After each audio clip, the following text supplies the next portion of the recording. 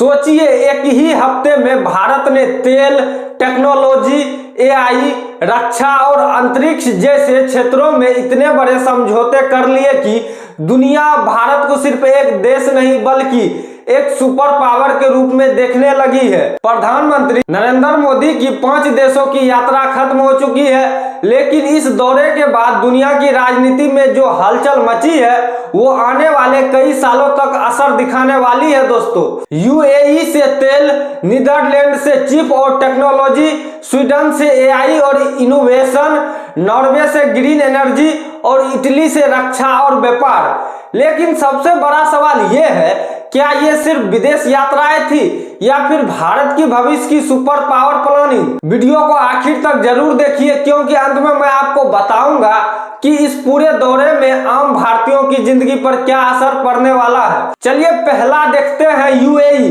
15 मई 2026 PM Modi पहुंचे थे Abu Dhabi, जहां यूएई के राष्ट्रपति शेख मोहम्मद बिन जायद अल नाहयान ने उनका बेहद गर्मजोशी से स्वागत किया। लेकिन असली कहानी स्वागत की नहीं बल्कि उन समझौतों की है जो भारत के लिए बेहद अहम माने जा रहे हैं। दोस्तों, दोनों देशों ने स्ट्रेटेजी डिफेंस पार्टनरशिप फ्रेमवर्क पर साइन किया। मतलब अब भारत और यूएई सिर्फ दोस्त नहीं बल्कि सुरक्षा और रक्षा में बड़े पार्टनर बनने जा रहे हैं। इसके अलावा यूएई ने भारत को 3 करोड़ बैरल कच्चे तेल की मदद देने की बात कही। अब आप सोच रहे होंगे इसमें बड़ी बात क्या है। दरअसल मिडिल ईस्ट में तनाव बढ़ने की वजह से पूरी दुनिया में तेल संकट का खतरा मंडरा रहा है। ऐसे में भारत ने पहले से तैयारी शुरू कर दी, यानी आने वाले समय में अगर दुनिया में तेल संकट गहराता है तो भारत की स्थिति कई देशों से बेहतर हो सकती है। दोस्तों, साथ ही यूएई ने भारतीय बाजार में $5 बिलियन निवेश करने की घोषणा भी की है। मतलब भारत में नए प्रोजेक्ट, नई कंपनियां और रोजगार के मौके बढ़ सकते हैं। दोस्तों, चलिए दूसरा देश देखते हैं, नीदरलैंड। अब बात करते हैं उस देश की जो दुनिया की सबसे एडवांस चिप टेक्नोलॉजी में गिना जाता है। नीदरलैंड में भारत को मिली सबसे बड़ी सफलता ASML कंपनी से।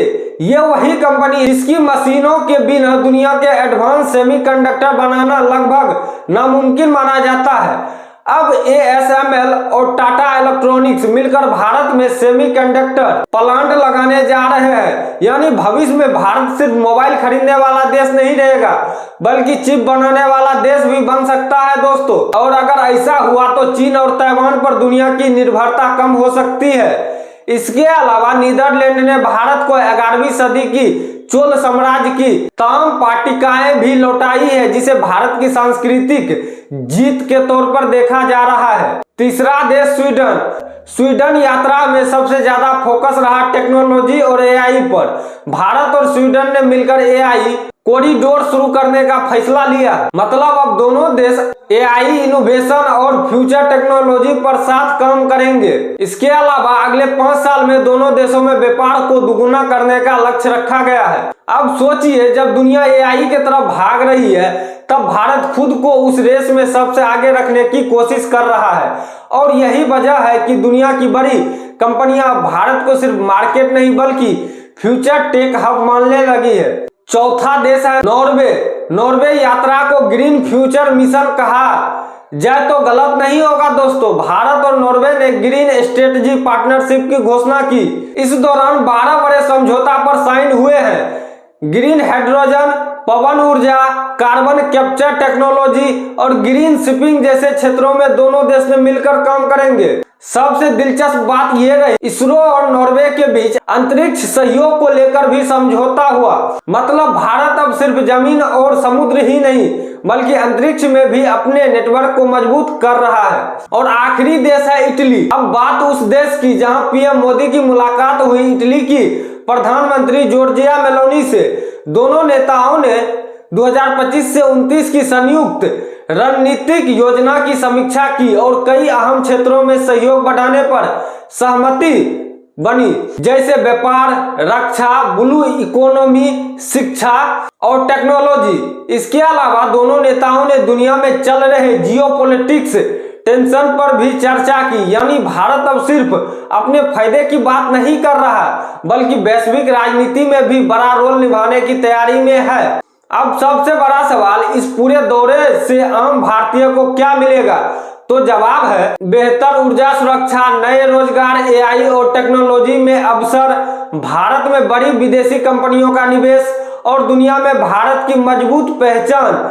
यानी ये सिर्फ विदेश यात्रा नहीं थी, बल्कि आने वाले भारत की नींव रखने की कोशिश थी। अब सवाल आपसे, क्या आपको लगता है कि पीएम मोदी की ये 5 देशों की यात्रा भारत को सुपर पावर बनाने में बड़ा कदम है, या फिर ये सिर्फ राजनीतिक इमेज बिल्डिंग है? अपनी राय कमेंट में जरूर बताएं दोस्तों। अगर वीडियो पसंद आया तो लाइक और शेयर और चैनल को सब्सक्राइब करना मत भूलिएगा। मिलते हैं अगली वीडियो में, तब तक जय हिंद, जय भारत।